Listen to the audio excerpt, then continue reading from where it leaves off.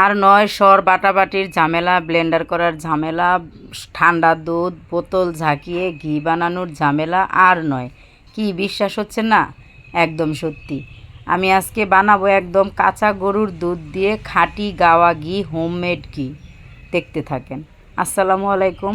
Kohinoor mini kitchen and ব্লগে সবাইকে স্বাগতম। সবাই কেমন আছেন? অবশ্যই আল্লাহর রহমতে ভালো আছেন, আমিও ভালো আছি। এই তো দেখেন কাঁচা দুধ, আমি এই দুধটা রেখেছি, আমরা রোস্ট করেছি। আমি একটা ভাণ্ডতে এইভাবে রেখে দেই নর্মাল ফ্রিজে। তারপরে ওইখানে উপরে একটা কাঁচা সরের আবরণ পড়ে, সেই আবরণটা আমি একটা চামিচের সাহায্যে এইভাবে উঠিয়ে নিই একটা বক্সে। তারপরে এটা ডিপ ফ্রিজে সংরক্ষণ করি। আমি অনেক দিনেরটাই জমাইছি, আমার এখানে অনেকগুলা জমছে। আর এইগুলা কিচ্ছু করা লাগবে না, বরফ বানাতে হবে না, ঝাঁকাঝাঁকি করা লাগবে না, বাটাবাটি করা লাগবে না, ব্লেন্ডার করা লাগবে না, ঠান্ডা পানি লাগবে না। চুলায় দিবেন আর ঘি হয়ে যাবে। একই দুধ থেকে আপনারা দুইবার করে সর উঠাতে পারবেন যদি গরুর দুধ একদম ঘন হয়। আমার এই দুধটা অনেক ঘন গরুর দুধ, সেই জন্য আমি একবার উঠাইছি, আবার দ্বিতীয়বার কালকে উঠাবো, রেখে দিলাম। আর এটা ডিপ ফ্রিজ থেকে আমি 2-3 ঘন্টা আগে বের করে রাখছি। এখন একদম গলে গেছে, মাঝখানে একটু আছে, এটা সমস্যা নাই। এটা আমি এখন চামিচ দিয়ে একটু নেড়ে চেড়ে শক্তটা ছাড়িয়ে নিব, একদম নরম বানিয়ে নিব। তারপরে চুলায় দিয়ে দেখব ঘিটা হয় নাকি, আপনাদের সাথে পরীক্ষা করব, দেখতে থাকেন। আসলে ঘি বানাইতে অনেক ঝামেলা, সর উঠাও, সর বাটাবাটি করো, আবার ঠান্ডা পানিতে রাখো, আবার ব্লেন্ডার করো, হাত দিয়ে আবার চিপড়া, অনেক ঝামেলা। এইসব ঝামেলার বয় এখন শেষ, ঝামেলার দিন শেষ। সহজভাবে গরুর দুধ জ্বালাবেন আর ঘি হয়ে যাবে, এটা সত্যি করে দেখবেন। আজকে আমি আপনাদের সাথে নিয়ে আসলাম সহজভাবে ঘি বানানোর রেসিপিটা, আজকে দেখতে থাকেন। আমার মনে হয় সবাই উপকৃত হবেন আমার এই ভিডিওটা দেখে। যদি একটু হলেও ভালো লাগে প্লিজ চ্যানেলটা সাবস্ক্রাইব করে পাশে থাকবেন, অল নোটিফিকেশনে ক্লিক করে দিবেন। নতুন বন্ধু হলে অবশ্যই সাবস্ক্রাইব করে লাইক দিয়ে পুরো ভিডিওটা দেখবেন। আর যারা আমার চ্যানেলটা সাবস্ক্রাইব করে দিয়েছেন তাদেরকে অসংখ্য ধন্যবাদ। কষ্ট করে ভিডিওটা দেখার জন্য সবাইকে অসংখ্য ধন্যবাদ। এই তো দেখেন আমি ওই ভিতরের অংশ, শক্ত অংশটা একদম মিক্স করে নিয়ে ফেলেছি, মানে করা হয়ে গেছে। এখন এটা আমি নিয়ে যাব চুলার পারে। আপনাদের দেখানোর স্বার্থে এতগুলো জিনিস আগেই চুলায় দিয়ে নষ্ট করব না, যদি বিশ্বাস না হয়। সেই জন্য আমি 1 চামচের মতো অফ ক্যামেরায় দিয়ে দেখেছি হয় নাকি। প্রথমবারই বানাচ্ছি, আমি আগে কোনো ট্রাই করি না, এটা নিজের বুদ্ধি দিয়ে করছি। দিয়ে দিলাম সেই কড়াইয়ের মধ্যে সবগুলা সর। এটা হচ্ছে কাঁচা দুধটা, মানে ঘন দুধটা, আমি সব দুধটা দিয়ে দিলাম। দেখেন দেওয়ার সাথে সাথে কিন্তু সাইড দেওয়া ঘিগুলা কীভাবে ভেসে উঠছে, আপনারা তো দেখতেই পারতেছেন। আর এটা নন স্টিকের কড়াই হলে ভালো হয়, আমার নন স্টিকের কড়াই নাই, বড় ছোট আছে। আর লার্কি চুলাই করব আমি, জালটা খুব সাবধানে দিতে হবে, কম আছে, আমি লার্কি দিয়ে কম আছে জাল দিব। আর নিচে একটা তাওয়া দিয়ে দিব যেন বেশি আঁচ না লাগে। আগে একটু রান্না করে নিব কিছুক্ষণ, তারপরে যখন ঘন হয়ে যাবে তখন আমি তাওয়াটা ব্যবহার করব কড়াইয়ের নিচে। সবাই তো আর গ্রামে থাকে, শহরে থাকে না, তাই সুযোগ সুবিধা ঠিক ওরকম হয় না। তাই নিজের বুদ্ধিটা নিজেরই করতে হবে। আমি দুপুরবেলা ঘিটা বানাইতেছি, রোদ পড়তেছে চুলার উপরে, আপনারা দেখতেই পারতেছেন রান্নাবান্না শেষে। এই তো দেখেন জ্বালানোর পরে এই যে দেখেন এই পর্যন্ত হয়েছে, একদম খাঁটি খিরসার মতন হয়ে গেছে। বোঝা যাচ্ছে এটা কোনো ফ্রেশ ক্রিম, একদম ক্রিমের মতন হয়ে যাচ্ছে। আমার 1 থেকে 1.5 ঘন্টা সময় লাগছে এই ঘিটা বানাতে। আসলে কম আছে বানাইতে হচ্ছে তো, সেই জন্য। আর পাতলা তলানির কড়াই, মোটা তলানির কড়াই হলে জালটা একটু বাড়িয়ে দেওয়া যায়। আসলে সব দিক দিয়ে একটু সমস্যাই হচ্ছে।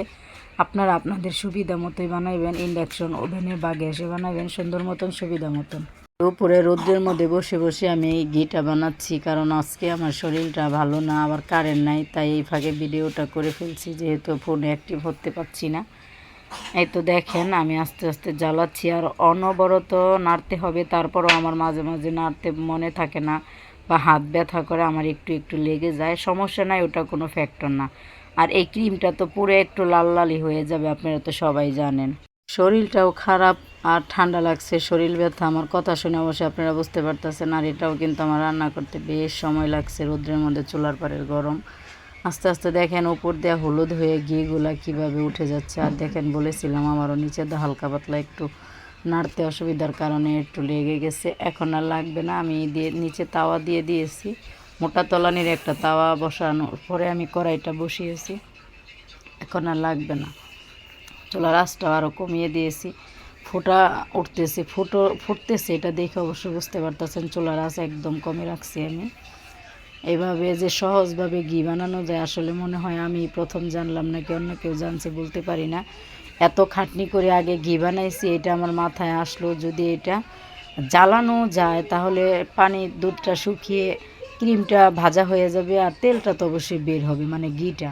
সেই চিন্তাধারার থেকে সহজভাবে ঘিয়ের রেসিপিটা নিয়ে আসলাম। বুঝতে পারি না এতটা সময় লাগবো, না হলে শরীর খারাপ, আজকে আমি বানাইতাম না। আবার কোরবানি ঈদ আসতেছে, ফ্রিজটাও তো ফাঁকা করতে হবে, শাশুড়ি বাড়ি চলে আসবে, অনেক রাগারাগি করবে, সেই কথা কাছ থেকেই করতেছি আর কি।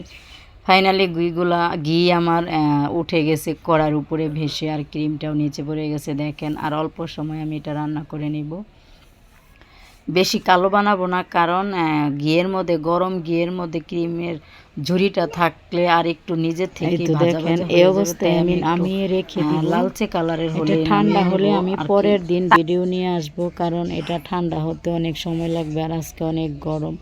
আর রুমের মাঝখানে সব জায়গায় রাখা যাবে না ঠান্ডা করার জন্য, আমার বাচ্চা আছে, ধরলে কিন্তু পুড়ে যাবে, তাই আমি এক সাইডে এক রুমে ঢাকনা দিয়ে রেখে দিব।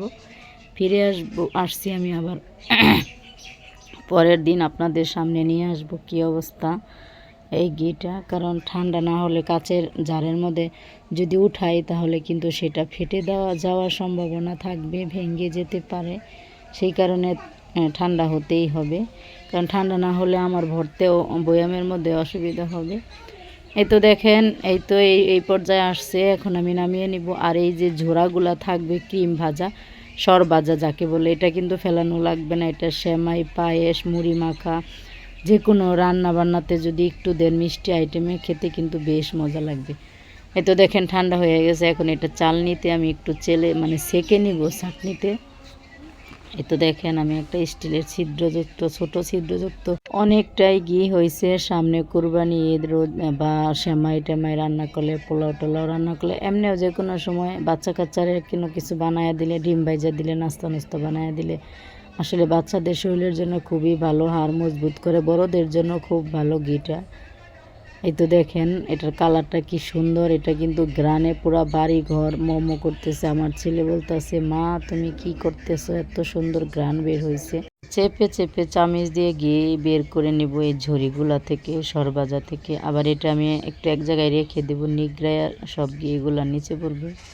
দেখেন কি সুন্দর কালার হয়েছে, একদম আমার মনে হয় সরিষার তেলের কালার হয়েছে। অনেক স্বাদের একটা জিনিস, যা কিছুতেই দিবেন ঘি অনেক মজা হবে। খাঁটি ঘি হইলে তো কথাই নেই।